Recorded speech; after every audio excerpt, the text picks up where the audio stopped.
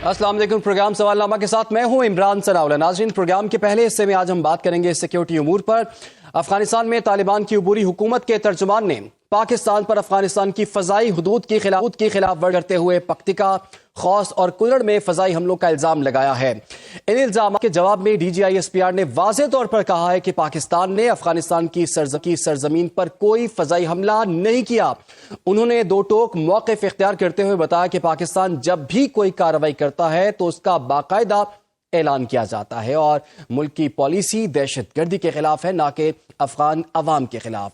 और FC headquarter, वाना cadet college और इस्लामाबाद कचहरी पर खुद कुछ हमलों के बाद फैलने वाले बयानियों को मुस्तरद करते हुए उन्होंने कहा कि ऐसे इल्जामात बेबुनियाद हैं और पाकिस्तान खित्ते में अमन के लिए अपना जिम्मेदाराना किरदार अदा करता रहेगा। अब अहम सवाल यह है कि क्या अफगानिस्तान की सरजमीन से हमलावर गिरोहों की सरगर्मियों पर काबू पाने के लिए कोई नया मैकेनिज्म सामने आएगा? पाकिस्तान और अफगान तालिबान के दरमियान एतमाद की बहाली आखिर कैसे मुमकिन होगी? हमलों की जिम्मेदारी किस पर आयद होती है और क्या दोनों ममालिक मुश्तरका सिक्योरिटी हिकमत अमली तश्कील देने की तरफ बढ़? इन तमाम सवालात के हवाले से हम खित्ते की बदलती हुई सिक्योरिटी सूरत हाल को भी जानेंगे और बात करेंगे। हमें ज्वाइन कर लिया है दिफाई तज्ज़ियाकार ब्रिगेडियर टायर्ड मसूद अहमद खान साहब ने। ब्रिगेडियर साहब, आपको प्रोग्राम में खुश आमदीद कहते हैं। इसके साथ साथ हमें माहिर सिक्योरिटी उमूर डॉक्टर मरियम फातिमा साहिबा भी ज्वाइन कर चुके हैं। डॉक्टर साहिबा, आपको भी वेलकम करते हैं। ब्रिगेडियर साहब, ये जो भी इल्ज़ाम तराशी का सिलसिला हमें देखने को मिल रहा है अफगान तालिबान की जानिब से, और उसके बाद DGISPR ने तो वाज़ेह कह दिया कि पाकिस्तान जब भी कोई कार्रवाई करता है अलल ऐलान करता है, और पाकिस्तान ने उनके इल्ज़ामात को मुस्तरद भी कर दिया है। आपके ख्याल में अब पाकिस्तान अफगानिस्तान के ताल्लुकात आने वाले दिनों में क्या कोई मजीद कशीदा होंगे और हालात किस तरफ जा रहे हैं? जी, बहुत शुक्रिया। देखें, अब इससे क्या कशीदा हो सकते हैं। ऑलरेडी हम एक कशीदा कि हम समझ लें कि पीक पे पहुंच चुके हैं।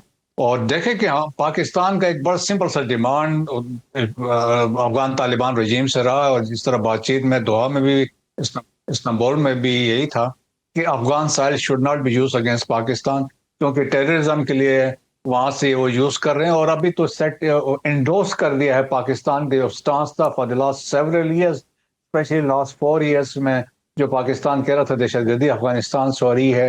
इस पर यूनाइटेड नेशन ने भी इंडोर्स कर दिया है। अभी डेनिश डिप्टी रिप्रेजेंटेटिव ने भी कंफर्म किया, यूरोपियन एम्बेसडर ने बात की, सेंटकॉम वालों ने बात की है, director national interest United states ने कंफर्म कर दिया है।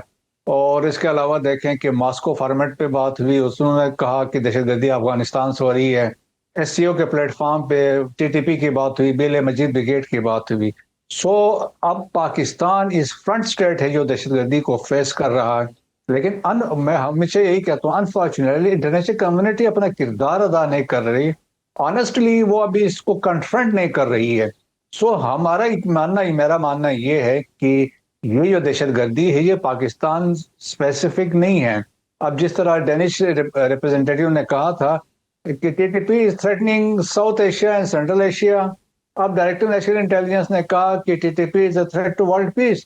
तो ये सब्सिक्वेंटली जो हालात होंगे तो दुनिया भर के लिए मसाइल होंगे, क्योंकि जो तंजीमें वहां पे हैं वो सब दुनिया को थ्रेट कर रही हैं। तो पाकिस्तान ने सिंसेरिटी के साथ चाहा कि अफगानिस्तान से बातचीत की, और बहुत सारे बायलैटरल भी बातचीत की, डेलीगेशंस भी गए हैं, इंटीरियर मिनिस्टर भी गया, फॉरेन मिनिस्टर भी गए, और जाके वहां पे उन्होंने बातचीत करने की कोशिश किया। और हमारे जो स्पेशल जो NY हैं वो फ्रिक्वेंटली आते जाते रहे हैं, but they are not sincere. They are using this फितना और खारिज फितना Hindustan as a proxies to pressurise Pakistan, to dictate Pakistan. अपने मकासद वेस्टेड इंटरेस्ट को यूज करने चाहते हैं। लेकिन पाकिस्तान ने अब एक सिस्टम इन प्लेस कर दिया है, लिवरेजेस पाकिस्तान यूज कर रहा है। Simply we are against Taliban रजीम, we are not against people of जो अफगानिस्तान के अवाम के जो भी बात की है। रही बात जो कि हमले हुए हैं, टोटली देखे झूठ है, इस पे फॉल्स है। और पीछे इंडिया इनके साथ खड़ा है जो इनको समझा रहा है, जिसको आप समझ लें नैरेटिव बिल्डिंग वही कर रहा है। और पाकिस्तान बड़े वाज़ेह तौर पे है, जब हमला देखें इंडिया की बात आई तो यही DGISPR उन्होंने कहा था हम करेंगे तो दुनिया को पता चलेगा। तो पाकिस्तान पब्लिकली एक्सेप्ट करता है और ट्रांसपेरेंट तरीके से करता है। तो पाकिस्तान ने कोई ऐसे स्ट्राइक्स वगैरह नहीं किए थे, लेकिन वो प्रीएम्प्ट कर रहे हैं कि उनको कोई खदशा है कि पाकिस्तान कुछ करेगा। तो Pakistan reserves the right, article 51 chapter 7 के मुताबिक جو دہشت گردی آپ کے ملک میں آتی ہے، پڑوس سے آتی ہے، پاکستان کا حق رکھتا ہے اس کا جواب دے. تاہم it is up to entirely Afghan Taliban regime, وہ کیا چاہتے ہیں، چاہے وہ جی افغانستان کے عوام کا فلاح بہبود چاہتے ہیں یا وہ انڈیا کے مقاصد کو لے کے آگے چاہ رہے ہیں. اچھا بریگیڈیئر صاحب، آپ نے بڑا اہم نقطہ اٹھایا، لیکن ڈاکٹر مریم آپ یہ بتائیے، پاکستان کا تو کیس یہ ہے کہ ابھی حال ہی میں جو 3 دہشت گردی کے واقعات ہوئے ہیں، وانا کیڈٹ کالج ہے، پھر پشاور ہے، پھر اسلام آباد ہے، تو اس میں جو لوگ ملوث تھے وہ تو افغان شہری نکلے ہیں. تو پاکستان کا کیس تو یہ تھا، لیکن الٹا پاکستان پر الزامات افغان طالبان حکومت کی جانب سے، آپ کو لگتا ہے یہ کوئی اسٹریٹجی ہے ان کی؟ جی thank you for having me on the show. We need to understand one thing کہ طالبان گورنمنٹ جو ہے اس کی بہت گرم جوشی اور والہانہ تعلقات بنتے جا رہے ہیں انڈیا کے ساتھ.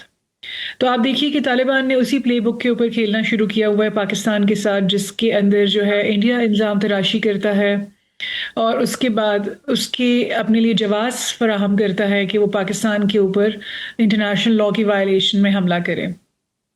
طالبان کا on the other hand I would like to make a comment here کہ یہ لوگ جو ہے ایک سینٹرل گورنمنٹ کے طور پہ، لیجیٹمیٹ گورنمنٹ کے طور پہ کوئی اپنا رول پلے نہیں کر رہے افغانستان میں کہ افغانستان کی انٹرنل گورننس کو بھی کنٹرول کریں افیکٹولی، اور اس کے علاوہ جو آس پاس کے ان کے ممالک ہیں جس میں پاکستان سر فہرست ہے ان کو بھی اپنے ملک کے اندر سے آپریٹ کرنے والے ملیٹنٹ گروپ سے بچائے. Article 2.4 of United nations charter جو ہے وہ یہ کہتا ہے، اسٹیٹ ساورینٹی کی بات کرتا ہے، جس میں 2 طرح کی اسٹیٹ ساورینٹی ہوتی ہے. ایک تو انٹرنل ساورینٹی ہوتی ہے جو کہ طالبان گورنمنٹ نے کل رات کو جو ہے ایک فالس فلیگ آپریشن پاکستان کی ذمہ داری پہ ٹھہرایا، اور اس کے اندر جو ہے اس نے پاکستان کو جو ہے ایک بلیم گیم شفٹ کرنے کی کوشش کی. اس کے اوپر میں بات کرتی ہوں. دوسرا ایک ایکسٹرنل ساورینٹی ہوتی ہے، اس میں کوئی انٹرنیشنلی کوئی اور ملک جو ہے وہ آپ کی ساورینٹی بریچ نہ کرے. اور نمبر 2 یہ ہوتا ہے کہ آپ اپنے اسٹیٹ کو اتنا افیکٹولی کنٹرول کریں کہ آپ کے اسٹیٹ میں سے کوئی کسی اور ملک کی ساورینٹی کو بریچ نہ کرے. تو افغان گورنمنٹ جو ہے وہ تو اس وقت ڈی فیکٹو گورنمنٹ ہے اور وہ بالکل ایک نان اسٹیٹ آرم گروپ کے طور پہ ایگزسٹ کر رہی ہے. وہ افیکٹو کنٹرول ایکسرسائز نہ وہ ماننا ہی نہیں چاہتی کہ اس کے اوپر کوئی رسپانسبلٹی ہے کہ وہ افیکٹولی کنٹرول کرے اپنے اسٹیٹ کی ٹیریٹری کو. Now coming back to the point کہ لاسٹ نائٹ پہ جو انہوں نے پاکستان کے اوپر اٹیکس کے جو ہے الیگیشنز لگائے ہیں، we need to understand کہ جب پاکستان نے اٹیک کیا تو پاکستان نے براڈ ڈے لائٹ میں سب کے سامنے ایکسیپٹ کیا کہ پاکستان نے اٹیک کیا. نمبر 2، پاکستان جو ہے it has been a brotherly country for the people of Afghanistan. Pakistani government نے کبھی بھی سویلین افغان لوگوں کو ٹارگٹ کرنے کی کوئی نہ ہمارے پاس وجہ ہے اور نہ کوئی ہم مورلی جو ہے ایک رسپانسبل اسٹیٹ کے طور پہ ہم اس طرح کے ایکشنز میں انوالو ہوتے ہیں. اب یہ جو پاکستان کے اوپر انہوں نے بریچ آف دیئر ساورینٹی کا الزام لگایا ہے، یہ بیسیکلی ریشنلائز کرنا چاہتے ہیں یا پریمپٹ کرنا چاہتے ہیں ان تمام ایکشنز کو جو کہ وہ پاکستان کے اندر ابھی لانچ کر چکے ہیں اور کرنے والے ہیں. یو آر ویل اویئر کہ اگر ہم یہ بار بار دیکھ رہے ہیں کہ ہمارے پاس جو بھی سوسائڈ بامبنگز ہوئی ہیں ریسنٹ ٹائمز میں اور سافٹ ٹارگٹس کے اوپر جو اٹیکس ہوئے ہیں، all of them are traceable to Afghanistan. تو کل جو رات کو جو انہوں نے اٹیکس کیے ہیں، جو ایلیگیشنز لگائے ہیں پاکستان کے خلاف، مجھے لگتا ہے کہ دے آر ایکچولی پریمپٹنگ، وہ پہلے سے گراؤنڈز بنا رہے ہیں کہ پاکستان کے اندر اگر اور اس طرح کے اٹیکس ہوں تو وہ ان کے پاس ایک گراؤنڈ ہو to make further allegations against Pakistan. So I think کہ طالبان گورنمنٹ اپنا رول پلے نہیں کر رہی. ڈاکٹر مریم، آپ نے بالکل یہ بڑا اہم نقطہ آپ نے اٹھایا ہے، اسی کو میں آگے لے کے چلوں گا. بریگیڈیئر صاحب، اب تو مذاکرات بھی تو چل رہے تھے، اتنے سیشنز بھی ہوئے، اتنے ممالک جو ہیں وہ بھی اس میں شامل ہو رہے تھے.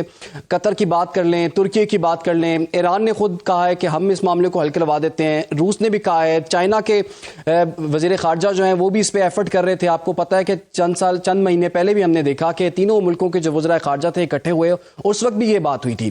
تو 2021 سے ہم سن ہی رہے ہیں، اور وہ جو قطر معاہدہ تھا، دوحہ معاہدہ تھا، اس پر بھی انہوں نے عمل نہیں کیا. تو آپ کو کیا لگتا ہے، پہلے تو پاکستان افغانستان کے تعلقات بڑے اچھے تھے، لیکن اچانک یہ 360 اس میں شفٹ کیسے آ گیا؟ اب دوبارہ سے یہ نارملائز ہو سکتے ہیں یا اب صورتحال بگڑ چکی ہے؟ اب دیکھیں جی کہ ہم یہ نہیں کہہ سکتے ہیں کہ کبھی ہمارے اچھے تعلقات افغانستان کے ساتھ رہے ہیں. ہم نے اچھا بننے کی کوشش کرتے رہے تھرو آؤٹ 1947 کے بعد, لیکن Afghanistan never miss an opportunity to destabilise Pakistan, اور دیٹ ٹو وتھ انڈیا. 1950 سے انڈیا اور افغانستان کا ایک فرینڈشپ ٹریٹی ہوئی تھی, اس کے بعد سے انڈیا کی بڑی اسٹرانگ پریزنس رہی ہے تھرو آؤٹ افغانستان کے اندر. اور اگر آپ نے سمپل انڈرسٹینڈ کرنا ہے تو اویناش پالیوال نے لکھا ہے مائی انیمی از انیمی, تو اس میں بڑے واضح طور پہ انڈیا کی انوالومنٹ انہوں نے ایکسیپٹ کی ہے, انہوں نے چیزیں کوٹ کی ہیں. تو دیکھیں کہ ہمارے ہم تو بھی چاہتے ہیں کہ افغانستان کے ساتھ تعلقات اچھے ہوں. اور ہم نے دیکھیں جب طالبان واپس آئے تھے تو پاکستان میں سیلیبریشنز کی گئی تھی, اور ہمیں توقع تھی کہ ان کے واپس آنے کے بعد پاکستان میں حالات بہتر ہو جائیں گے, ہمارا ویسٹرن بارڈر بہتر ہو جائے گا, اس پہ ہمیں فوکس نہیں کرنا پڑے گا. لیکن ہماری بدقسمتی ہے کہ ایسا نہیں ہوا, بلکہ یہ بالکل آنے کے بعد سے دیکھیں جہاں پہ آپ اسلام کی بات کرتے ہیں, شریعت کی بات کرتے ہیں, but at the same time آپ نے ری گروپ کیا ٹی ٹی پی فتنہ اور خارج کو, لوگوں کو جیلوں سے ریلیز کر دیا, ویپنس اینڈ ایکوپمنٹ جو امریکن چھوڑ کے گئے تھے وہ آپ نے ان سے ایکوپ کیا, فائنینشلی سپورٹ کر رہے ہیں, logistically you are supporting them, operationally آپ سپورٹ کرتے ہیں, آپ ان کو فیسیلیٹیٹ کر رہے ہیں, تشکیلیں وہاں سے آ رہی ہیں. اس کے باوجود ہم نے کوشش کی کہ افغانستان کے ساتھ تعلقات اچھے ہو, لیکن افغانستان ان کو ایز اے لیوریج کے طور پہ استعمال کرنا چاہتا ہے, فار دیئر ویسٹڈ انٹرسٹ ہے, اور وہ چاہتا ہے کہ پاکستان میں ایسٹ وائل فاٹا ہے جو ہے کہ وہ ہم ان کے حوالے کر دیں تاکہ وہ اپنا برینڈ آف اسلام وہاں پہ لے کے آئیں. اور بہت ساری دوسری وجوہات ہے, اکنامک انٹرسٹ بھی ہے, اور جو ہم نے جب بارڈرز کلوز کرتے ہیں, جب انلیگل اسپیکٹر کریک ڈاؤن کرتے ہیں, ان کو تکلیف ہوتی ہے. جب آپ ون ڈاکومنٹ رجیم کی بات کرتے ہیں تو وہ اس کو ایکسیپٹ کرنے کو تیار نہیں ہے. جب آپ سمگلنگ پہ کریک ڈاؤن کرتے ہیں تو وہ اس کو تیار نہیں ہے, وہ کہتے ہیں کھلا رکھیں, آنے جانے دیں, ہم اپنی من مانی کرتے ہیں. تو دیکھیں ایک سورن کنٹری میں کیسے یہ ممکن نہیں, ایون آپ جب ایتھنیسٹی کا کارڈ یوز کرتے ہیں تب بھی یہ ممکن ہے. عرب دیکھیں ایک ہی زبان, ایک کلچر, ٹریڈیشن, سیم اوریجن, لیکن 22 ممالک میں ڈسٹریبیوٹ ہیں. اور کویت والا اٹھ کے عراق نہیں جا سکتا ہے, عراقی اٹھ کے سعودی عرب نہیں آ سکتا ہے, وہ اس میں بھی پاسپورٹ اور ویزا لگتا ہے. سو پاکستان بھی یہی چیزیں چاہتا ہے, ایک سورن اسٹیٹ کے طور پہ ریسپیکٹ ہونی چاہیے, لیکن وہ چاہتے نہیں ہے, وہ اپنی ڈکٹیشن چاہتے ہیں. سو دیکھیں کہ ڈسپائٹ آل آور سینسیئر ایفرٹس, اور انٹرنیشنل کمیونٹی کی اب جو ریسنٹ جو فیسیلیٹیشن ہوئی, قطر نے کی, ترکیہ نے کی, ابھی جو آفرز کی ہیں ایرانیز نے بھی کی, رشینز نے بھی کی ہیں, اسٹل ہم نے وہ جو ڈائلاگ کا راستہ ابھی تک دیٹ ونڈو از اوپن, لیکن but we will not compromise اپنے Pakistan the security of its citizens, sovereignty پہ اور ٹیریٹوریل انٹیگریٹی پہ کوئی کمپرومائز نہیں کرے گا. تو بال از ان دی افغان طالبان. وزیر دفاع نے تو یہ کہہ دیا تھا نا کہ جنگ بندی تب تک رہے گی جب تک کوئی واقعہ نہ ہو, تو اب تو بیک ٹو بیک 3 بڑے واقعات دہشت گردی کے اس کے بعد بھی ہو چکے ہوئے ہیں. تو اب ہم کیا سٹیٹس سمجھیں, یہ جنگ بندی ہے, جنگ بندی رہے گی, نہیں رہے گی, پاکستان کے پاس کیا آپشنز ہیں اور راستہ کیسے نکلے گا اب آگے؟ جنگ بندی تو آپ سمجھ لیں نہ ہونے کے برابر ہے. جب آپ کے آ کے حملے ہو رہے ہیں, جب آپ نے خود بتایا کیڈٹ کالج وانا میں افغانی تھے, جوڈیشل کمپلیکس میں سوسائڈر واز افغانی, اور جو باقی پلاننگ ہوئی کابل میں ہوئی, وہاں پہ سارا کوئی داد اللہ وہاں پلان کر رہا تھا, تو وہ اب کابل میں بیٹھا ہوا تھا. اور جو ابھی کل فرنٹیر کانسٹیبلی ہیڈ کوارٹر پہ حملہ ہوا تو اس میں بھی رپورٹلی بتایا جاتا ہے افغانی تھے. سو ہم نے بات چیت کا راستہ ابھی بھی کھلا ہے, لیکن کمپرومائز ہم کسی چیز پہ نہیں کریں گے. لیکن ہم یہ سمجھتے ہیں پاکستان فور فرنٹ پہ ہے, دہشت گردی کا مقابلہ کر رہا ہے, کراس بارڈر ٹیررزم کا مقابلہ کر رہا ہے, کیجولیٹیز ہو رہی ہیں, سوسائڈ بمبنگ ہو رہی ہے, لیکن انٹرنیشنل کمیونٹی اس پہ بڑی خاموش ہے. تو اس پہ جو اپنا رول کردار ادا نہیں کر رہی ہے, تو موسٹ امپورٹنٹلی امریکہ کا بڑا ایک امپورٹنٹ کردار بنتا ہے. امریکہ کو پوچھنا چاہیے دوحہ ایکٹ 2020 جو ہوا تھا اس کو تو امپلیمنٹ کیوں نہیں کیا گیا. اس میں لکھا ہوا تھا کہ it was supposed to be implemented by Biden administration, ensure کرنا تو نہیں کیا. کیا وہاں پہ افغان سائل انہوں نے لکھا تھا یوز نہیں ہوگا اگینسٹ تھرڈ کنٹری دہشت گردی کے لیے, انکلوسیو گورنمنٹ کی بات کی تھی, کیا افغانستان میں کیا یہ چیزیں ہوئی؟ نہیں ہوئی ہیں. اور اس کے باوجود امریکہ سے پیسہ آ رہا ہے. بالکل بریگیڈیئر صاحب، یہ تو معاہدہ آپ نے بالکل ٹھیک کہا کہ معاہدے میں سب چیزیں لکھی ہوئی تھی، 4 سال سے اس معاہدے پر عمل درآمد نہیں ہو رہا. لیکن ڈاکٹر مریم یہ بتائیے کہ اب امریکہ اس پہ کیا کر سکتا ہے؟ امریکہ تو اتنا اپنا اربوں ڈالر کا اسلحہ وہاں پر چھوڑ گیا ہے، اور وہ اسلحہ جو ہے پاکستان کے اندر استعمال ہو رہا ہے، اور ابھی اس کی رپورٹس بھی سامنے آ چکی ہیں. بین الاقوامی فورمز بھی بیٹھ کے یہ بتا رہے ہیں کہ جناب 6000 TTP کے جنگجو جو ہیں افغانستان کے اندر موجود ہیں. نان اسٹیٹ ایکٹرز کو وہاں پر جو ہے وہ پروٹیکشن دی جا رہی ہے. تو کیا یہ صرف اس پورے خطے کا جو امن ہے، کیا صرف پاکستان جو ہے اس کا ذمہ دار ہے، یا انٹرنیشنل کمیونٹی کا بھی کچھ رول بنتا ہے، جیسا کہ بریگیڈیئر صاحب نے بھی کہا کہ امریکہ کا بھی اس میں کوئی رول ہے؟ Thank you. This is a very important and valid point that you have mentioned, کیونکہ طالبان جو ہے وہ اس دفعہ زیادہ خطرناک طریقے سے واپس پاور میں آئے ہیں، کیونکہ now they are holding very high tech weapons that have been left by American forces behind. تو اب اس کے لیے پاکستان جو ہے وہ اپنی طور پہ تو آپ دیکھیے کہ ہماری security agencies, intelligence agencies round the clock کام کر رہی ہیں اور ٹیررسٹ کو نیوٹرلائز کر رہی ہیں. صرف نومبر کے مہینے میں انہوں نے 200 سے زیادہ ٹیررسٹ کو نیوٹرلائز کیا. پاکستان جو ہے افغانستان کے کانٹیکسٹ میں بہت زیادہ ایک اسٹریٹجک ریسٹرینٹ اور پیشنس کا بھی مظاہرہ کر رہا ہے. ناؤ دا تھنگ از کہ اس کے انٹرنیشنل کمیونٹی جو ہے اس کے اوپر کیا ذمہ داری ہے. دیکھیے، there have been very clear CIA reports جس میں مینشن کیا گیا کہ امریکہ جو انڈین را ہے، it is training, it is providing money and it is funding to TTP، Tehreek Taliban Pakistan, فتنہ الخوارج کو، پاکستان کے خلاف ان کو فنڈنگ، ٹیررزم، ان کے لیے ٹیرر فائنانسنگ کر رہی ہے ان کے لیے. اب آپ یہ دیکھیے کہ MI6 is aware of this, CIA is aware of this, and the entire international community is aware of this. اور یہ آج نہیں ہوا، this is not today. آپ دیکھیں 71 میں انڈیا نے یہی پراکسیز کے تھرو جو ہے ہمارے ایک ایسٹ پاکستان کے اندر ایک کیوس کی سچویشن جو ہے وہ ڈیولپ کرنے میں کامیاب ہوا تھا. انڈیا نے یہی گیم جو ہے سری لنکا کے LTTE کے ساتھ کھیلی ہوئی ہے. انڈیا نے ابھی جو جینزی کا ریولوشن آیا نیپال کے اندر، اس کو جو کیوٹک سچویشن تھی وہ انڈیا نے ہی اس کی بیکنگ کی ہے. So India is basically in the habit of destabilising its neighbourhood. تو India is again doing it. ابھی تک انڈیا کو جو چیز سیفٹی ملی ہوئی تھی. ڈاکٹر صاحبہ آپ نے بالکل ٹھیک کہا. ویسے انڈیا کا رول جو ہے نا اس خطے میں بھی ایسے ہی کہ دہشت گردی پھیلانے والا، بلکہ پوری دنیا میں بھی ہم نے اس کا رول دیکھا ہے. آسٹریلیا کی بات کر لی جائے، امریکہ کی بات کر لی جائے، دیگر ممالک کی بات کر لی جائے، تو پوری دنیا کو اس بات کا تھوڑا سا بہت آئیڈیا تو ہے ہی ہے، لیکن اس پر وہ آواز اس طرح سے نہیں اٹھا رہے. اب تو ہم نے یہ بھی دیکھ لیا کہ جو افغان وزیر خارجہ ہیں وہ پہلے بھارت کا چکر لگا کے آئے، 9 دن وہ وہاں پر رہے ہیں. اب وزیر خزانہ جو ہیں وہ بھی وہاں پر موجود ہیں، اور تجارتی معاہدے جو ہیں وہ کیے جا رہے ہیں، ان کو فائنانس کیا جا رہا ہے. اور وہ جو تجارت کی جو بات کریں، پاکستان کا جو بارڈر جو ہے اس وقت جو مکمل طور پر بند ہے، اس سلسلے میں متبادل ذرائع جو ہے افغان طالبان رجیم جو ہے وہ تلاش کر رہی ہے اور اس کے لیے ایفرٹس بھی کر رہی ہے. بہرحال پاکستان افغانستان کی سرحد آپ کو پتہ ہے بہت طویل ہے، 2600 کلومیٹر کی طویل سرحد ہے، اور پاکستان کا ہمسایہ مسلم ملک ہے، لیکن وہ کسی کے اور کے ہاتھوں میں کھیل رہا ہے، بھارت کے ہاتھوں میں کھیل رہا ہے، اور اس کی پراکسی بن کے پاکستان کو ڈی اسٹیبلائز کرنے کی کوشش کریں، لیکن ہم ایسا ہونے نہیں دیں گے. بہت بہت شکریہ آپ کا بریگیڈیئر صاحب ہمارے ساتھ موجود ہیں. ڈاکٹر مریم فاطمہ آپ کا بہت شکریہ. فی الحال ایک چھوٹی سی بریک، آپ لوگ ہمارے ساتھ رہے.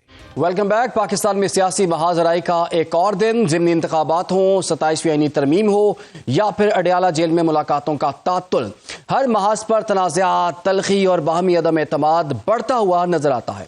ناظرین، سوال یہاں پر یہ ہے کہ کیا سیاسی استحکام واقعی کسی بھی جماعت کی ترجیحات میں شامل ہے، یا پھر اقتدار کی رساکشی نے قومی ترجیحات کو پس پشت ڈال دیا ہے؟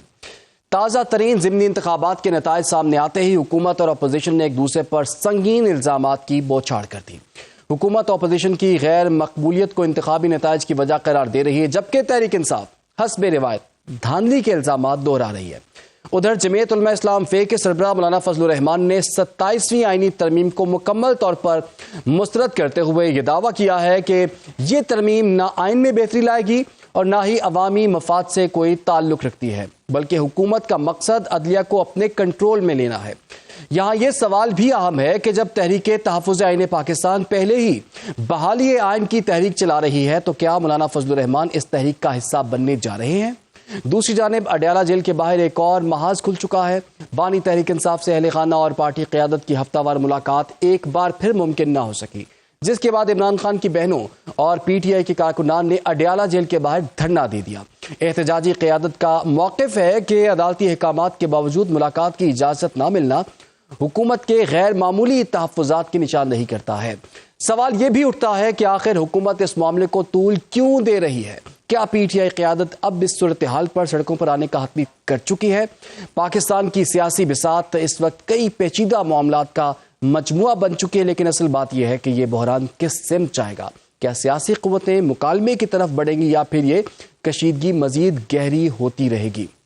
ان تمام معاملات پر آج کے پروگرام میں ہم بات کریں گے. ہمیں جوائن کر لیا ہے اس وقت مسلم لیگ نون کے رہنما راجہ قمر الاسلام صاحب نے، ان کو پروگرام میں خوش آمدید کہتے ہیں. اس کے ساتھ ساتھ جے یو آئی فے کے ترجمان اسلم غوری صاحب بھی ہمیں جوائن کر چکے ہیں، ان کو بھی ویلکم کریں گے. راجہ صاحب آپ سے آغاز کرتے ہیں.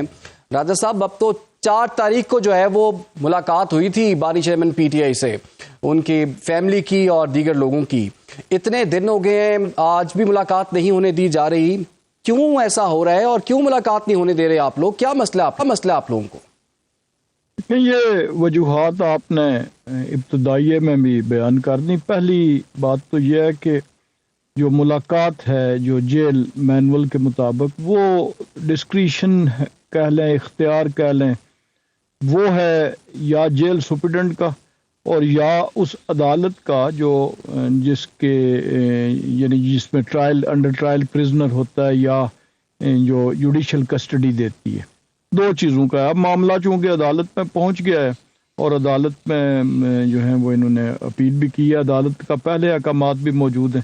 آج بلکہ سپرڈنٹ جیل کا بھی ابھی جو ہم میڈیا میں دیکھ رہے ہیں کہ وہ موقف جو ہے وہ عدالت میں پیش کر دیا گیا ہے غالباً اسلام آباد ہائی کورٹ میں.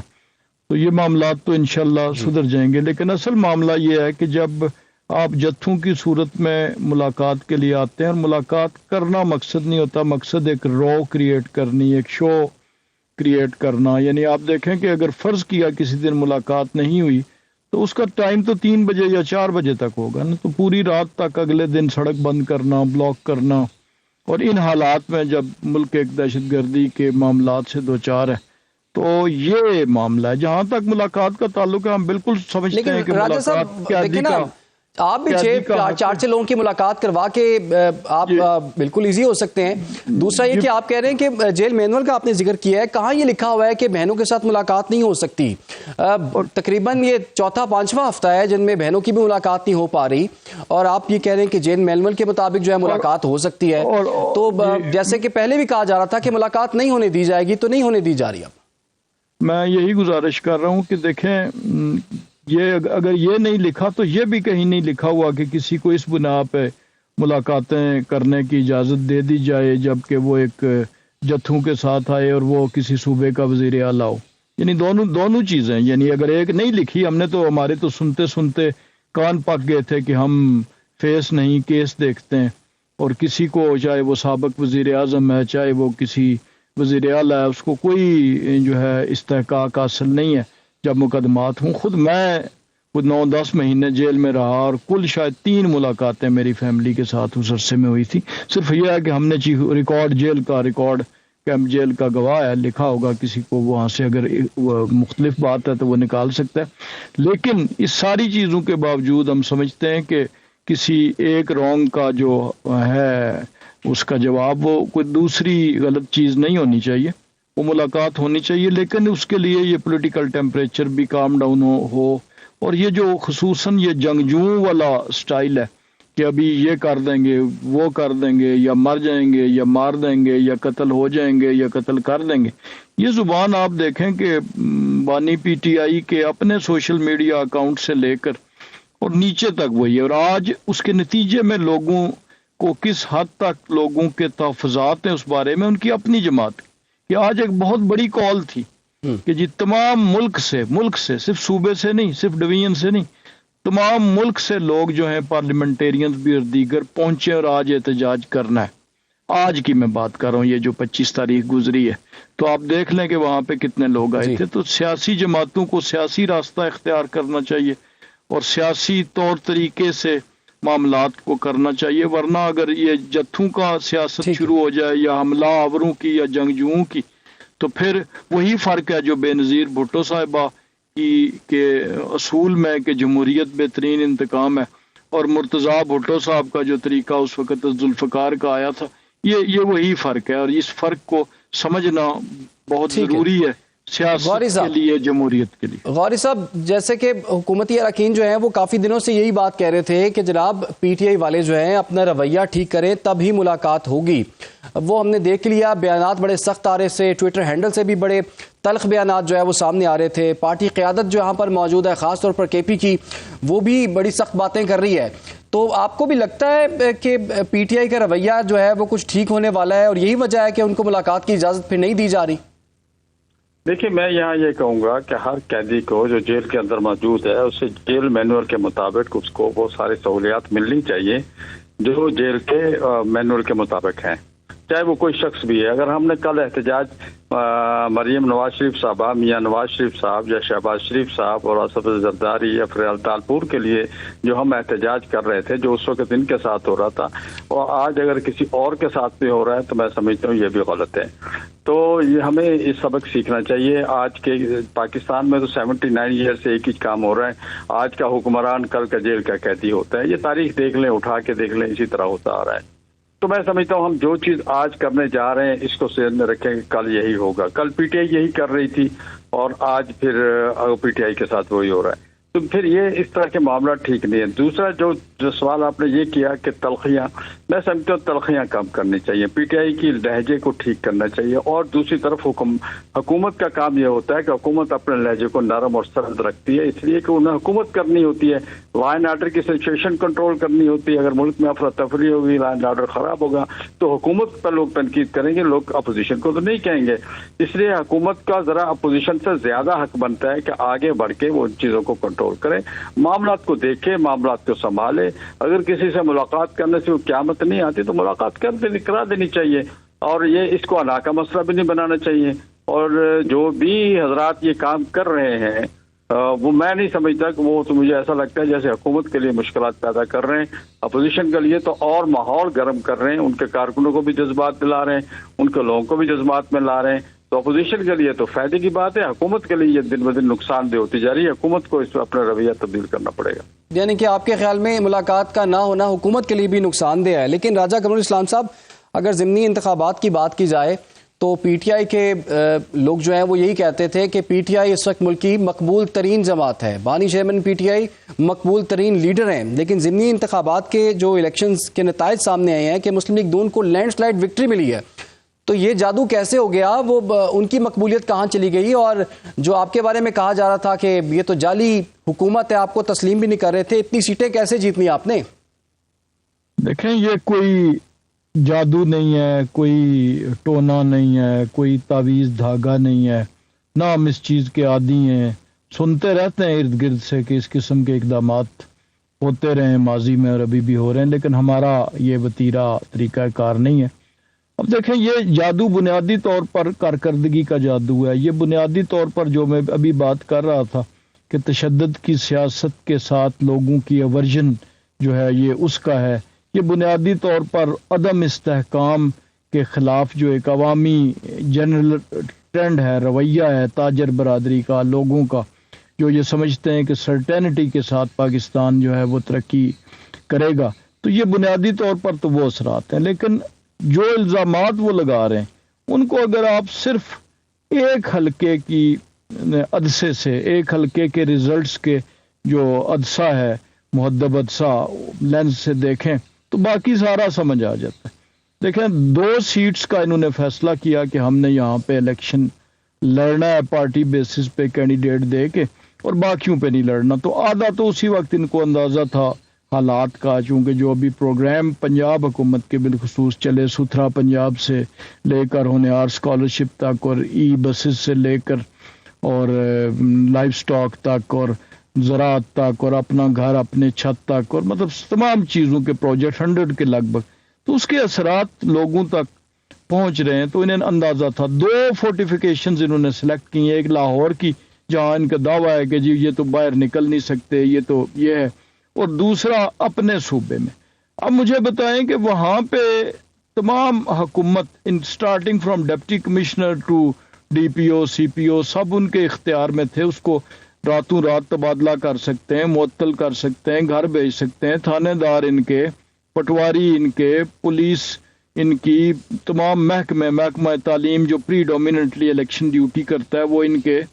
تو ساری چیزیں ان کی تھی. اور پھر وزیر اعلیٰ صاحب نے بھی سب دھمکیاں بھی دیں. اور سب سے بڑی بات یہ ہے کہ مضبوط ترین حلقہ تھا جس میں کہ 2 لاکھ کے لگ بھگ. آپ لوگوں کی کامیابی پہ بات کریں گے اور پی ٹی آئی کی ان ضمنی الیکشنز میں جو ناکامی ہوئی ہاتھ بھی تلاش کرنے کی کوشش کریں گے. فی الحال ایک چھوٹی سی ہمیں بریک لینی ہے, آپ لوگ ہمارے ساتھ رہیے. ویلکم بیک جی. گفتگو کے سلسلے کو آگے بڑھائیں گے. اس وقت ہمیں جوائن کر لیا ہے رکن قومی اسمبلی شیر افضل مروت صاحب نے. مروت صاحب آپ کو ویلکم کرتے ہیں. شیر افضل مروت صاحب, آج بھی ملاقات کا دن تھا, ملاقات نہیں کروائی جا رہی اور لگتا ہے کہ آنے والے دنوں میں بھی کوئی چانسز نہیں ہیں. تو آخر اس سے کیا نکالنا ہے گورنمنٹ نے, اور اس ملاقات میں آخر اب رکاوٹ حائل ہے کیا؟ بہت شکریہ.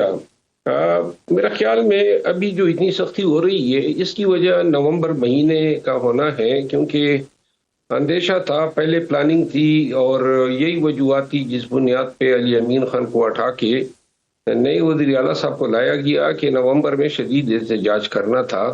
اور یہ ساری باتیں جو ہیں وہ انفارمیشن جو ہے حکومت وقت کے پاس تھی, لیکن انہوں نے متبادل راستہ اختیار کیا اور پی ٹی آئی کی قیادت کو اس پہ جو ہے رام کرنے لگے کہ نومبر میں آپ کا احتجاج نہیں ہونا چاہیے. اور دوسری طرف یہ کوشش کر رہے تھے کہ خان صاحب سے ملے. اب خان صاحب نے تو وہی کہنا تھا جس کے لیے انہوں نے کے پی میں حکومت کی تبدیلی کی تھی.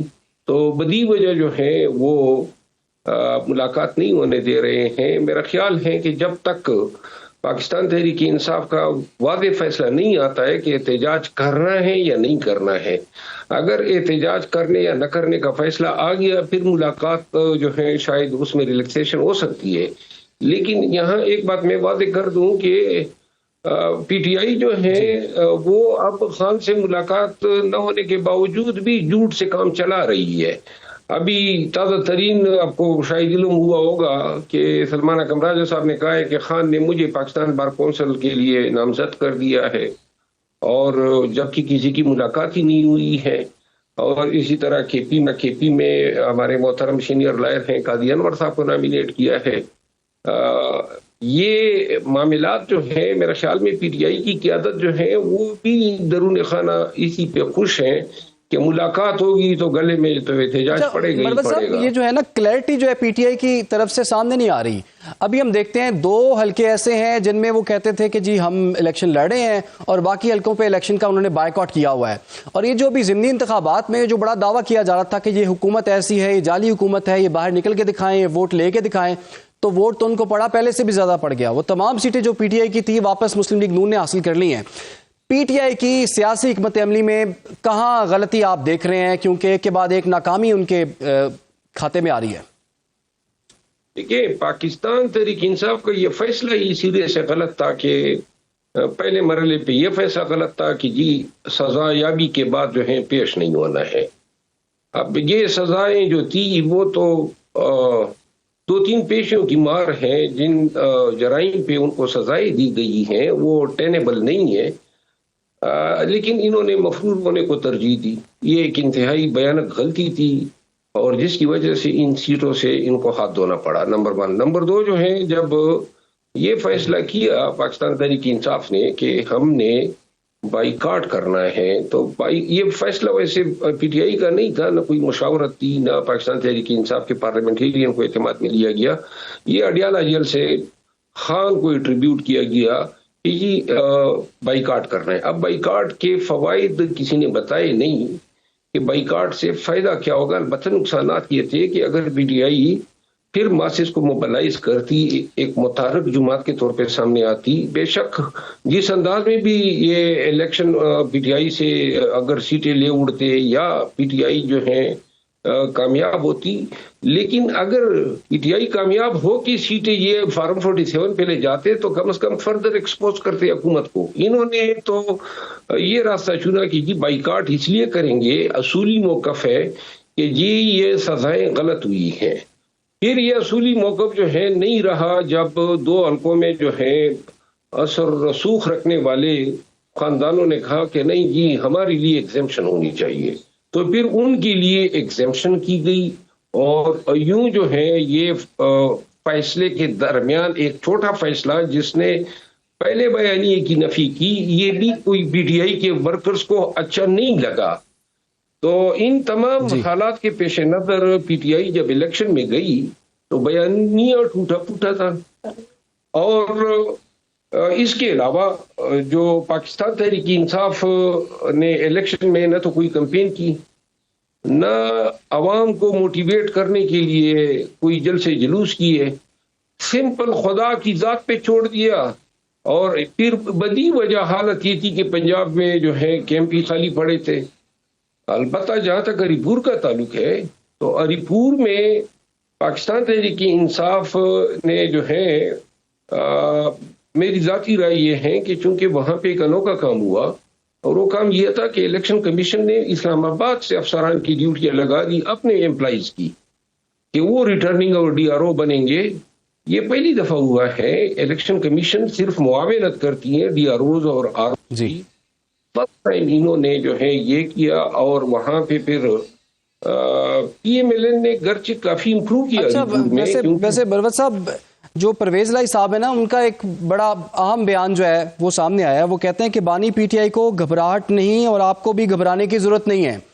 اور کیا واقعی آپ سمجھتے ہیں تحریک انصاف کو گھبرانے کی ضرورت نہیں ہے؟ اتنا کچھ ہو گیا ان کے خلاف، ایک کے بعد ایک جو ہے وہ ناکامی ان کے حصے میں آ رہی ہے، نہ قانونی طور پر کوئی ریلیف مل رہا ہے، نہ سیاسی طور پر کوئی سپیس مل رہا ہے، یا پھر اب یہ وقت آن پہنچا ہے کہ تحریک انصاف بھی تھوڑا تھوڑا گھبرا لے؟ پھر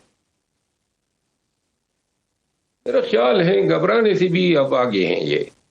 دیکھیے پی ٹی آئی کے تمام فیصلے جو ہو رہے ہیں، چاہے عدالتی محاذ پہ ہو، سیاسی محاذ پہ ہو، ایوان کے اندر ہو، یہ اسٹینڈنگ کمیٹیوں سے استعفیٰ دیں گے۔ کیوں دے؟ کوئی آپ قائل تو کریں نا، آپ کے فیصلے منطقی مدلل ہو، کوئی ریزنڈ ہو۔ بس آپ نے فیصلہ کر دیا جی آپ دیں، اب ایک کردار ادا کر سکتے ہیں پارلیمنٹ کے اندر اسٹینڈنگ کمیٹیوں میں۔ پھر آپ نے کہا جی بائیکاٹ کریں، کیوں بائیکاٹ کریں؟ اس کا کوئی جواب کسی کے پاس نہیں ہوتا ہے۔ پھر آپ نے کہا جی کے پی میں چیف منسٹر ہٹا دیں، کیوں ہٹا دیں؟ بس یہ ہم نے یہ اس کو ہٹانا ہے، اس کو لانا ہے، پھر فلاں کو ہٹا دیں، پھر فلاں کو لگا دیں۔ یہ جو 1.5 سال میں جتنے فیصلے ہوئے ہیں یہ ساری ذاتی پسند ناپسند پہ، بلا کسی مشاورت کے، بلا پارلیمنٹیرین کو، M N As M P s کو کسی آپ نے اعتماد میں لیے بغیر، حتیٰ کہ پارٹی کی قیادت کو بھی کبھی نہیں لیا گیا ہے کسی بھی فیصلے کے لیے۔ بس جو شخص پہلے پہنچ گیا اور کان میں خبر ڈال، اس کی بات جو ہے وہ فیصلہ بن کے باہر آ جاتی ہے۔ تو لہذا ان تمام فیصلوں نے سیاسی طور پہ بھی پاکستان تحریک انصاف کو کافی کمزور کیا، اور احتجاجی قوت جو پی ٹی آئی کی تھی وہ اتنی کمزور ہو گئی ہے کہ اب پارٹی جو ہے وہ احتجاج جس کا وعدہ تھا، جس کے لیے حکومت کی تبدیلی کی گئی، اور اب بات یہاں پہ ختم ہوئی۔ سلمان اکرم راجہ صاحب نے کہا کہ جی اب دعائیں کریں، جی ادھر پشاور میں گراؤنڈ ہے تھا بعد میں، وہاں جمع ہو کے دعائیں کریں، اور جو یعنی کہ بات جو ہے وہ دعاؤں تک جو ہے وہ پہنچ چکی ہے، اور آپ کہہ رہے ہیں کہ جو پارٹی نے جو فیصلے کیے ہیں اس سے احتجاجی جو سیاست تھی اس کو بھی نقصان پہنچا۔ لیکن راجہ قمر اسلام صاحب، اب سیاست تو ہے ہی بات چیت کا نام، یہ ڈائلاگز جو ہے سیاست میں کیوں کم ہو گئے ہیں؟ کیا ابھی بھی آپ پی ٹی آئی کے ساتھ بیٹھ کے معاملات طے کرنے کے لیے تیار ہیں؟ یہ ہماری طرف سے بالکل کم نہیں ہوئے، بالکل بھی کم نہیں ہوئے۔ اس کی وجہ یہ ہے کہ ہم تو بلیو ہی بات چیت میں کرتے ہیں، ہم نے بھرپور کوشش کی۔ آپ 26ویں آئینی ترمیم کی مثال دیکھ لیں، یہ کوئی زیادہ پرانی بات نہیں ہے، چند ماہ پرانی بات ہے کہ جب مولانا فضل الرحمان صاحب نے انٹروین کیا اور انہوں نے کہا کہ جی تحریک انصاف بھی جو ہماری گفتگو یہ شامل ہونا چاہتی ہے بشرطے کہ آپ آئینی عدالتوں سے آئینی بینچز پہ آ جائیں، تو ہم نے کنسیڈ کیا، اور اسی بنیاد پہ پھر مولانا صاحب نے وہاں پہ جب آخری پریس ٹاک کی تھی تو یہ بغل میں کھڑے تھے، لیکن یہ پھر پیچھے ہٹ گئے۔ یعنی کسی معاملے میں آپ دیکھیں کہ جب یہ موجودہ حکومت بنی تو پرائم منسٹر نے بار بار آفرز کی، فلور آف دا ہاؤس پہ کی، جہاں ہر چیز زیر زبر کے ساتھ لکھی جاتی ہے۔ ابھی آخری ٹائم پہ جب اچکزئی صاحب کو اسمبلی میں جس دن 27ویں آئینی ترمیم پاس ہونی تھی، اس وقت اچکزئی صاحب نے کہا کہ جی تینوں بڑی جماعتیں بیٹھ کے ایک فیصلہ کریں اور عمران خان سے دستخط کرا کے لانا میری ذمہ داری ہے. یہ فلور آف دا ہاؤس پہ انہوں نے کہا اور اسپیکر صاحب نے فوری طور پہ انہیں یہی جواب دیا کہ جی ٹھیک ہے ہم تیار ہیں آپ بیٹھیں. اور اسی سانس میں انہوں نے کہا کہ نہیں جی ہم تو آپ کے ساتھ بیٹھنے کے لیے تیار نہیں ہیں کیونکہ آپ لیجٹمیٹ نہیں ہیں. تو اب یہ جب باتیں ہوں گی ہماری طرف سے یعنی کوئی کمی نہیں ہے نہ اب نہ ماضی میں نہ مستقبل میں. ٹھیک ہے تو مروت صاحب آپ بھی بارہا ان کو مشورہ دیتے رہے پی ٹی آئی کو کہ جی مفاہمت کی طرف جائیں تو کوئی راستہ نکل سکتا ہے. کون رول پلے کرے گا؟ فواد چودھری صاحب نے بھی ایفرٹ کی تھی وہ بھی کامیاب نہیں ہوئے. آپ نے بھی بڑا کہا آپ کی بات بھی نہیں مانی گئی. پھر کس کو لے کر آئیں؟ کس سے بات کروائیں اور کس کی سفارش لوائیں ملاقات کے لیے اور مفاہمت کے لیے؟ غیر منطقی فیصلے ہیں. خود سمجھ نہیں آ رہی ہے پاکستان تحریک انصاف کو کہ ان کے یہ فیصلے ان کو کہاں لے جا کر چھوڑیں گے. یہ 3 دفعہ جو ہے ڈیل ہوئی یا سیٹلمنٹ ہوئی جب علی امین خان وزیر اعلیٰ تھے اور اس کے بعد جو ہے اس وقت جب پارٹی سب کچھ کر رہی تھی احتجاج کر رہی تھی وسائل جو ہیں وہ سی ایم فراہم کرتے تھے کبھی لاہور جانا ہے کبھی اسلام آباد آنا ہے گولیاں چلتی تھی لیکن ورکر کا پارٹی کے دیگر لوگوں کا حوصلہ بڑا بلند تھا. یہ بھی اچھا نہیں لگا تو جی کہا جی سی ایم کو ہٹا دیں اور اس کے بعد جناب اب دعاؤں تک بات آ گئی. اب یہ جو ڈیبیٹ کی بات ہے ڈائیلاگ کی وہ جب ہم بیٹھے جس وقت اسپیکر آیا صادق صاحب نے جو ہے اس کے لیے کمیٹی بنائی تو پھر وہاں پہ چھوٹی چھوٹی باتیں جو ہیں وہ ان میں میخیں نکالی گئی کہ جی تحریری مطالبات دینے ہیں نہیں دینے ہیں ملاقات کرانی ہے نہیں کرانی ہے. اصل بات یہ ہے کہ اب حالات اس نوعیت کے ہیں کہ پارٹی کے اندر کسی بھی شخص کو یہ اعتماد نہیں ہے کہ اس کو جو جتنا مینڈیٹ دیا گیا ہے کیا وہ مینڈیٹ جو ہے اگلے دن برقرار رہے گا یا پھر واپس ہوگا. تو لہذا اب نہ تو مصالحت کی کوششوں جو پی ٹی آئی میں مصالحت کی کوششیں کرنے والے تھے وہ اب نہیں رہے ہیں اور حکومت جو ہے یعنی کہ آپ کے خیال میں جو غیر منطقی فیصلے ہوئے ہیں اس کی وجہ سے پی ٹی آئی کو بہت زیادہ نقصان ہوا ہے اور لگ یوں ہی رہا ہے کہ جو گاڑی جو ہے وہ انہوں نے مس کر دی ہے اور انہوں نے پولیٹیکل سپیس جو ہے کسی اور نے آکوپائی کر لی. بہت شکریہ آپ کا شریف افضل مروت صاحب آپ نے ہمیں وقت دیا. راجہ کمر اسلام صاحب اور اسلم غوری صاحب آپ کا بہت شکریہ. پروگرام کا وقت بھی ختم ہوا چاہتا ہے اجازت دیجیے. اللہ حافظ.